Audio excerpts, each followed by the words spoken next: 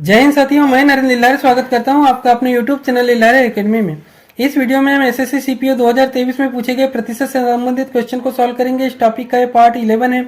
पिछले part playlist में मिल जाएंगे, यहाँ पर डिस्क्रिप्शन बॉक्स में भी लिंक दी गई है जहां से आप उन्हें देख सकते हैं। वीडियो अच्छा लगे तो लाइक कीजिएगा, कोई क्वेरी हो तो कमेंट कीजिएगा, चैनल को सब्सक्राइब नहीं किया हो तो कर लीजिएगा। तो आइए स्टार्ट करते हैं। क्वेश्चन नंबर 33 है, एक संख्या में पहले 28% की कमी की जाती है और फिर 28% की वृद्धि की जाती है। इस प्रकार प्राप्त संख्या मूल संख्या से 784 कम है, तो मूल संख्या ज्ञात करना है। एसएससी सीपीओ 4/10/23 के सेकंड शिफ्ट का एक क्वेश्चन है। संख्या में पहले 28% की कमी हुई है, उसके बाद में जो है 28% की वृद्धि हुई है। देखिए, किसी भी संख्या में जो है सेम प्रतिशत की वृद्धि और कमी हो तो हमेशा जो है उसमें कमी ही होती है। अब कमी कितनी होगी? तो कमी होगी जो संख्या दी हुई है 28 का 28%, अर्थात 28 गुणित 28/100। इससे जो है उसमें कितनी कमी हुई है उसका प्रतिशत जो है निकल आएगा। इसका मान निकाल लेते हैं। 28 का गुणा जो है 28 में करते हैं, इसे जो है अलग से करके देखते हैं। 8 8 64, 64 की 4 हासिल का 6, 8 दूनी 16, 16 और 6 22, 2 8 16, 16 की 6 हासिल का 1, 2 दूनी 4 और 1 5, 4 6 और 2 8, 5 और 2 7, 784। लेकिन नीचे क्या है, 100 है तो यहाँ पर जो है दशमलव लग जाएगा, अर्थात इसका मान कितना आ जाएगा 7.84%। अब देखिए, ये जो 7.84 की कमी हुई है ये कितने पर हुई है? प्रतिशत में हुई है, अर्थात जो है 100 पर 7.84 की कमी हुई है। कितने पर हुई है? तो 100 पर जो है 100 पर 7.84 की कमी हुई है। जब 100 पर जो है 8.74 की कमी हुई है, क्वेश्चन में कहा गया है कि मूल संख्या से 784 कम है। हम मान लेते हैं कि मूल संख्या कौन सी है? मूल संख्या को हम x मान लेते हैं। मूल संख्या जो है x है तो इससे 784 कम है, अर्थात जो है x में कितनी कम है? ये 784 कम है। 100 पर जो है 7.84 की कमी हुई है, तो कितने पर 784 की कमी होगी? मूल संख्या ज्ञात करना है, अर्थात x का मान जो है ज्ञात करना है। तो इसे जो है किस तरह से ज्ञात करेंगे? यहाँ पर बीच में जो है बटे का निशान लगा लेते हैं। बीच में जो है ये बटे हो जाएगा और यहाँ पर जो है बराबर हो जाएगा। ये समीकरण बन गया है। यहाँ से जो है x का मान निकल आएगा। x बराबर हो जाएगा, x बराबर, एक से इस साइड में चल जाएगा, एक से बराबर हो जाएगा 100 का गुणा 784 में होगा, 100 का गुणा 784 में होगा, बटे जो है 7.84। अब जो है यहाँ से दशमलव हम हटाते हैं। दशमलव हटाएंगे तो ऊपर में जो है दशमलव के बाद में दो संख्या है, अर्थात यहाँ पर 2 शून्य लग जाएगा, तो ये हो जाएगा 100। यहाँ से दशमलव हट चुका है, 784 से 784 को कैंसिल कर देते हैं, तो इसका मान कितना आ जाएगा? 1 के बाद में कितने शून्य लगेंगे? 1 2 3 4, 1 2 3 4, अर्थात जो है 10,000 इसका मान आ जाएगा। यही जो है इस क्वेश्चन का आंसर होगा। मूल संख्या कितनी होगी? तो मूल संख्या जो है 10,000 होगी। Option number 4। देखते हैं नेक्स्ट क्वेश्चन। क्वेश्चन नंबर 34 है, किसी कर्मचारी की मासिक आय 26,500 रुपए थी और उसका मासिक व्यय 22,000 रुपए था। अगले वर्ष उसकी आय में 20% की वृद्धि हुई है और उसके व्यय में 15% की वृद्धि हुई है। उसकी बचत में हुई वृद्धि का प्रतिशत ज्ञात करना है। एसएससी सीपीओ 5/10/23 के सेकंड शिफ्ट का एक क्वेश्चन है। कर्मचारी की मासिक आय कितनी है? 26,500 जो है कर्मचारी की मासिक आय है। आय है इसकी, आय है 26,500 रुपए जो है कर्मचारी की आय है और उसका मासिक व्यय कितना है? तो व्यय जो है 22,000 है। इसका व्यय कितना है? तो व्यय जो है 22,000 है। लास्ट में जो है उसकी बचत में वृद्धि का प्रतिशत निकालना है। तो यहाँ पर सबसे पहले हम देखेंगे कि इसकी बचत कितनी हुई है। तो बचत को हम किस तरह से निकालेंगे? आय में व्यय को जो है माइनस कर देंगे तो इसकी बचत निकल जाएगी। ये है 26,500 और ये है 22,000, तो 26,500 में 22,000 को माइनस करेंगे तो कितना बचेगा? 4,500। 4,500 जो है इसकी बचत है। अब क्वेश्चन में आगे कहा गया है कि अगले वर्ष उसकी आय में 20% की वृद्धि होती है। 20% की वृद्धि होती है, अर्थात कितनी वृद्धि होगी? सबसे पहले ये निकालेंगे। तो 26,500 में कितने की वृद्धि हुई है? 26,500 में 20% की वृद्धि हुई है। फिर आगे कहा गया है कि उसके व्यय में 15% की वृद्धि होती है। व्यय कितना है इसका? तो व्यय जो है 22,000 है। 22,000 में 15% की वृद्धि होती है।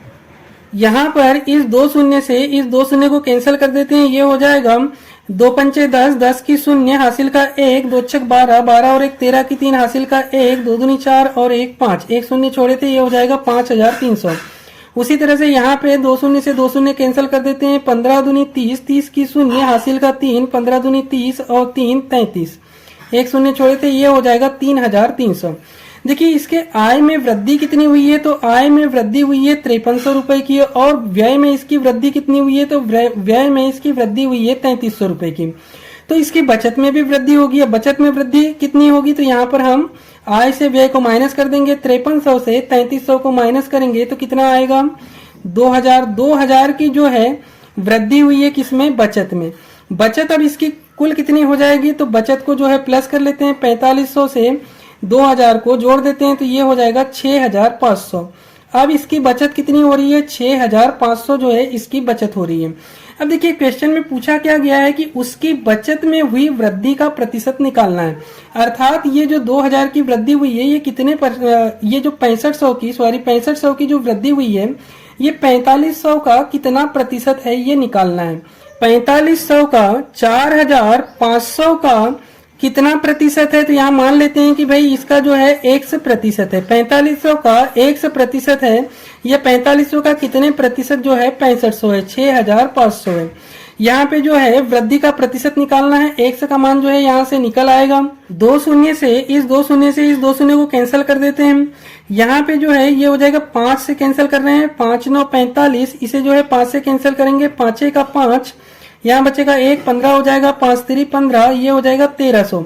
अर्थात 1 से बराबर कितना होगा, 1 से बराबर 1300 को जो है अपनी जगह में रखते हैं। 1 से बराबर होगा 1300, 1309 जो है इस साइड में चल जाएगा तो 1300/9, ये जो है 1 का मान आ जाएगा कितना 1300/9। इसे जो है हल करते हैं, इसका जो है मिश्र भिन्न में आएगा, ये पूरी तरह से जाएगा नहीं, तो इसका मान कितना होगा 9 का 9, यहाँ पर बचेगा 4, 40 हो जाएगा, 9 4 36, फिर यहाँ बचेगा 4, 40 हो जाएगा, 9 4 36, फिर बचेगा 4, तो 4 को हम क्या करेंगे ऊपर लिख लेंगे, और 9 जो है पहले से है तो 9 जो है नीचे रहेगा।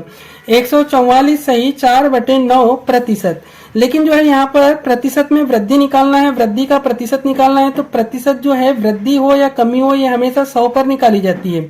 तो यहाँ जो है 144 से हम क्या करेंगे 100 को जो है माइनस कर देते हैं, तो ये हो जाएगा 100 सही 100 नहीं होगा, 144 में 100 को माइनस करेंगे तो ये होगा 44 सही 4/9 प्रतिशत। 44 सही 4/9 प्रतिशत की क्या होगी, वृद्धि होगी। यही जो है इस क्वेश्चन का आंसर होगा। ऑप्शन में देखते हैं, ऑप्शन में कहां पर है 44 सही 4/9 प्रतिशत, 44 सही 4/9 प्रतिशत, ऑप्शन नंबर 4। देखते हैं नेक्स्ट क्वेश्चन। क्वेश्चन नंबर 35 है, 2 उम्मीदवारों के बीच हुए एक चुनाव में 30% मतदाताओं ने मतदान नहीं किया। डाले गए मतों में से 20% मत अमान्य पाए गए। जीतने वाले उम्मीदवार को वैध मतों के 64% मत प्राप्त हुए और वह 3136 मतों के साथ बहुमत से विजयी हुआ। मतदाता सूची में नामांकित मतदाताओं की संख्या ज्ञात करना है। एसएससी सीपीओ 4/10/23 के 3rd शिफ्ट का ये क्वेश्चन है। नामांकित मतदाताओं की संख्या जो है ज्ञात करना है। तो सबसे पहले हम मान लेते हैं कि नामांकित मतदाताओं की संख्या रही होगी कितनी, 100। क्वेश्चन में कहा गया है कि 30% मतदाताओं ने मतदान नहीं किया। मतदान कितने ने नहीं किया है, तो 30% ने जो है मतदान नहीं किया है। जब 30% ने मतदान नहीं किया है तो मतदान कितने ने किया होगा, तो मतदान जो है 70% ने मतदान किया है। आगे कहा गया है कि डाले गए मतों में से 20% मत जो है अमान्य पाए गए। अब देखिए मत कितना डला हुआ है, तो मत जो है 100 का 70% जो है मत डला हुआ है। इसमें से भी 20% मत जो है ये अमान्य हो गए हैं। 20% मत जो है ये अमान्य हो गए हैं। जब 20% मत अमान्य हो गए हैं तो 80% मत जो है ये मान्य हुए होंगे अर्थात वैध हुए होंगे। अर्थात मान्य या वैध मतों की संख्या कितनी होगी, तो पहले कितने थे, 100 थे। 100 में जो है 70% ने मतदान किया है, 100 के 70% ने मतदान किया है, और इसमें से भी जो है वैध मत कितने निकले हैं, 80% जो है वैध मत निकले हैं। तो ये जो है यहाँ से लेकर यहाँ तक ये जो है वैध मतों की संख्या होगी। आगे कहा गया है कि जीतने वाले उम्मीदवार को वैध मतों का 64% मत प्राप्त हुआ है।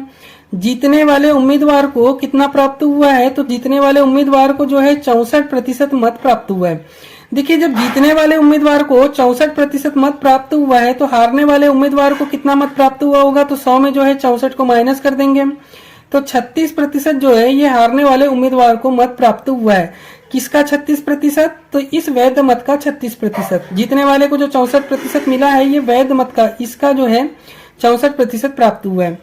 आगे कहा गया है कि जीतने वाले उम्मीदवार को वैध मतों के 64% मत प्राप्त हुए हैं और वह 3136 मतों के साथ में बहुमत से विजयी हुआ है। अर्थात जीतने वाले उम्मीदवार और हारने वाले उम्मीदवार के बीच में अंतर कितना है, तो इनके बीच में अंतर है 3136 का। इनके बीच में अंतर है, अंतर अर्थात यहाँ पर माइनस लगा देंगे, इनके बीच में अंतर है 3136 मतों का जो है अंतर है। 64% से 36% को माइनस करेंगे, 64 में से 36 जाएगा तो बचेगा कितना, 28%। और 28% का मान कितना होगा, 3136 जो है ये 28% का मान होगा। ये 28% किसका है, तो ये जो है वैध मत का है, अर्थात ये वैध मत जो है इतने हैं, इसका जो है 28% और बराबर क्या आ जाएगा, 3136। ये जो है समीकरण बन गया। यहाँ से निकालना क्या है, नामांकित मतदाताओं की संख्या निकालना है, अर्थात जो है इस 100 का मान जो है निकालना है। यहाँ पर इस 2 शून्य से इस 2 शून्य को कैंसिल कर देते हैं, ये हो जाएगा x बराबर होगा 3136। 3136 का गुणा हो जाएगा इन दोनों 100 में, गुणित 100 बटे इधर क्या बचा हुआ है, 7 गुणित 8 गुणित 28, 7 गुणित 8 गुणित 28। इसे 14 से काट देते हैं, ये हो जाएगा 14 दूनी 28, ये हो जाएगा 14 दूनी 28, यहाँ बचेगा 3 3 33, 14 दूनी 28 बचेगा यहाँ 5 5 56, 14 4 56। फिर इसे 8 से काट देते हैं, ये हो जाएगा 8 का 8, 8 दूनी 16, 8 दूनी 16, यहाँ बचेगा 6, 64 हो जाएगा, ये 8 ही 64। 7 से कट जाएगा ये 7 4 28, यहाँ बचा हुआ है 2, 2 से इसे काट देते हैं, ये हो जाएगा 2 दूनी 4। नीचे से पूरी संख्या कट गई है, 1 से बराबर निकल आएगा। यहाँ पर 2 है, इधर जो है 100 बचा हुआ है और यहाँ पर 100 बचा हुआ है, तो यहाँ पर 2 लिखेंगे और कितने शून्य है, 1 2 3 4, 1 2 3 4। तो इसका आंसर कितना हो जाएगा, 20,000 जो है इस क्वेश्चन का आंसर होगा। ऑप्शन में देखते हैं, ऑप्शन नंबर 4। बाकी क्वेश्चन नेक्स्ट पार्ट में देखेंगे। वीडियो अच्छा लगा हो तो लाइक कर दीजिए, चैनल सब्सक्राइब नहीं किया हो तो कर लीजिए। धन्यवाद।